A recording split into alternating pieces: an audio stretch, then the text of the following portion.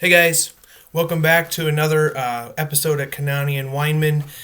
We are going to continue to do a couple more social skills lessons in the coming days, and I want to do one today. Today we're going to be talking about self-talk. We're going to have a social scenario, and I'm going to have you pause the video throughout the lesson. So what I would encourage you to do is find a friend, sibling, family member, and have them sit with you and walk through this with you, pause the video with you, and so you have someone to kind of discuss with. So I'm excited as we get started here to talk about self-talk. Now, self-talk is really important, and it's a skill that we all can use to help us when we run into situations that can be distracting, especially if situations that maybe where we have strong feelings or something that causes us to have a strong feeling. We can use self-talk to get our minds back focused where they need to be. Okay, so again, I'm going to have you pause the video throughout a few times and have you really make some hypotheses, some guesses, some good guesses about what's going on. And then as well as making sure you can connect this story to your real life, because I'm sure there's been plenty of times in your life, and I know in mine as well, where we have to use self-talk because things come up and get distracting. So with that, we're going to dive in to self-talk. Okay, so first thing I'm going to have you do, I'm going to show you the picture, and I'm going to have you pause the video on the picture. And I'm going to give you time to be able to pause the video, and I want you to discuss with the person next with you about what is happening.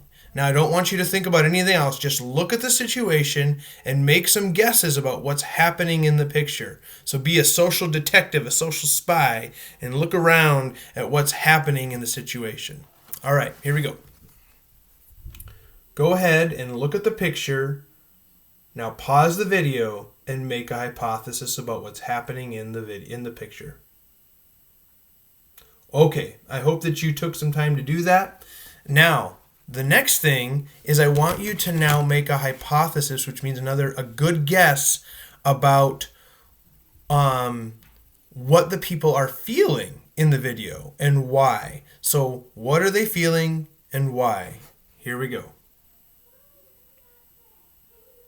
Okay, I hope you paused the video and were able to identify maybe some feelings that were going on with each of these individuals and telling me why. Now, I want to look through those with you. Now, when I look at this situation, I see obviously the two kids sitting next to each other, okay?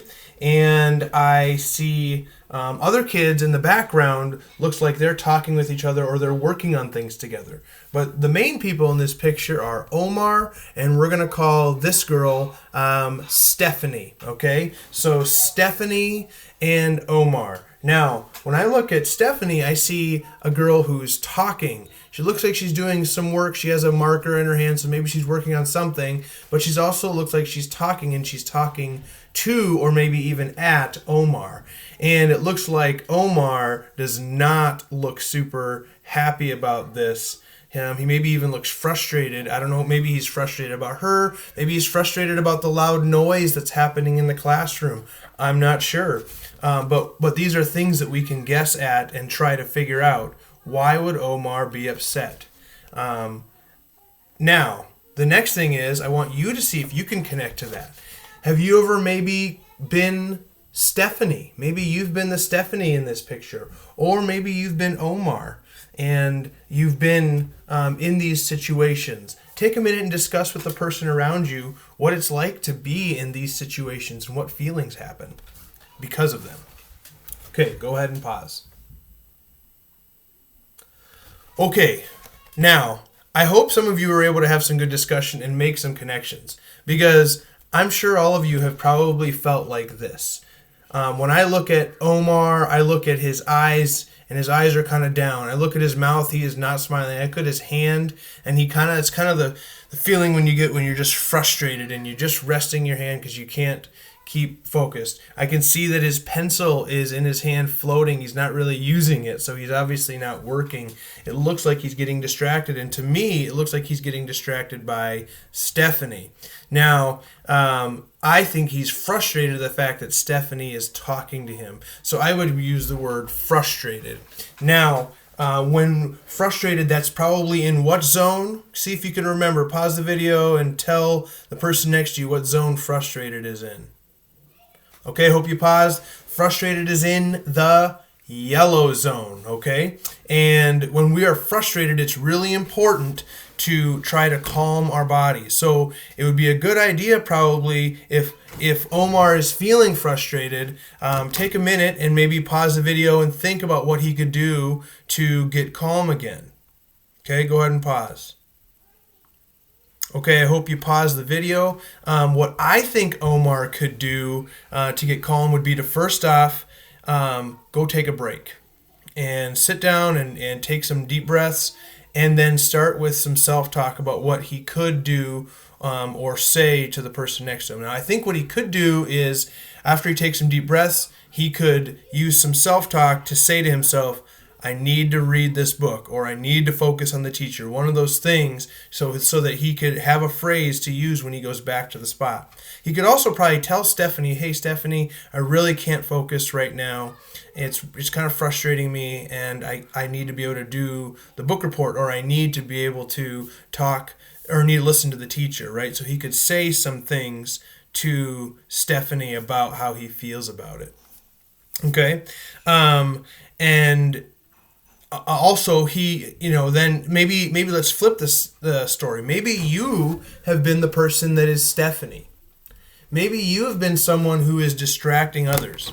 Maybe you get so excited about things you want to tell people about. Maybe a video game you played, or maybe it's something your family did over the weekend, or maybe it's a movie you watched, or maybe it's something that you and your friend like to do, and so you just want to talk about it all the time.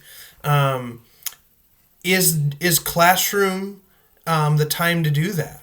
Pause the video and discuss with the person next to you. Think about when is a good time to have conversations at school about things that you like, things that aren't a part of the classroom, things that you maybe do at home, or fun things you like to do, maybe things you did over the weekend. When do you talk about those things? Go ahead and pause the video. Okay, so we've already talked about maybe what's happening in the situation, and we've talked about how people are feeling and what to do when we're feeling that way. If Omar was feeling frustrated and he came back to Stephanie and said, Stephanie, I'm so mad at you, you need to leave me alone, and he's loud and yelling, is that going to help the situation or cause a problem? I'm guessing you can kind of think with me, yelling and being angry is most of the time going to cause a problem. So if he's yelling at Stephanie and telling her to stop and back off, he's probably causing a problem. And Stephanie's going to get more upset, and she might even talk back and get upset, and they're going to cause bigger problem. Now, if he comes back and so that's the aggressive way to handle it. Now, if he comes back and he's really passive, which means acting sad and whiny and, oh, Stephanie, would you just leave me alone? I got to get my work done. I can't hear the teacher. That's not going to help the situation either. It's going to make Stephanie really uncomfortable, and she might even start teasing or laughing if he does that. So that's not a good way. So we don't want to act passive or aggressive.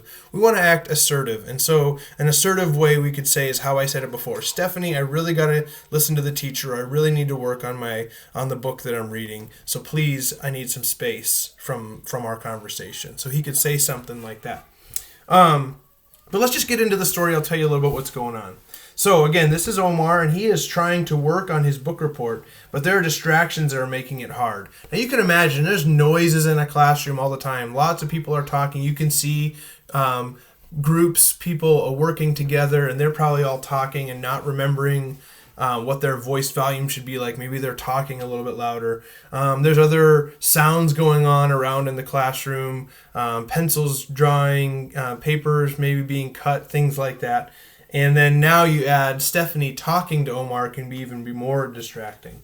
So again, what do you think, what kind of self-talk phrase, because that's the main thing we're talking about today, what kind of self-talk phrase could Omar use in this situation to stay focused when he's getting distracted? Pause the video and come up with a self-talk phrase he could use.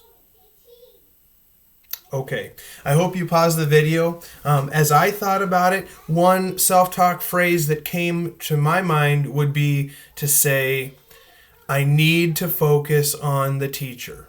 That would be a great way in the classroom to be able to talk to your brain and to keep your brain focused, because that's the part that we need to keep focused. If we keep focused on our thinking part of our brain, we can do the work that's given us. But if we get distracted, sometimes the emotional part of our brain, the amygdala, if you remember from the video we did on thinking brain and emotional brain, that can cause a problem. And remember, we can flip our lid. So here's our thinking brain and here's our feeling brain. If our feeling brain gets triggered because we're so distracted and frustrated, boom, we flip our lid and we do something that's maybe unsafe or inappropriate, and we want to make sure we prevent that. And so a good way to prevent that is a good self-talk phrase like, I need to listen to the teacher. And you can't just say it one time, because if you say it only one time, there's a good chance you'll get distracted again and you need to use it again. So the biggest thing is we say it to ourselves over and over.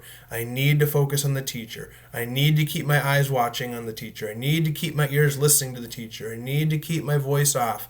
I need to keep my body calm. Things like that to help yourself stay focused. Good self-talk phrases. Another one could be maybe is I need to focus on my work, right? If it looks like I'm looking at this page and I see a book in front of him and the story is telling me that Omar's working on a book report.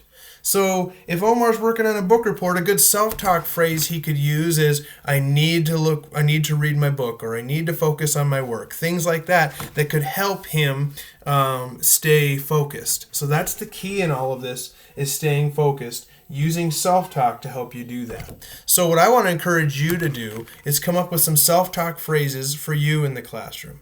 Think about a time that maybe you were distracted, and what could be a good self-talk phrase you could help yourself handle that again if it comes up. Or think about a time when maybe you're being the one that's distracting other people. What could you say to yourself to get yourself to stop distracting people and try to be a helping friend by not getting in the way of their learning? Okay, I hope that you're able to benefit from this. I hope you're able to learn something today, coming up with some self-talk phrases to help you learn and stay focused. All right, guys, have a wonderful day, and we will see you soon.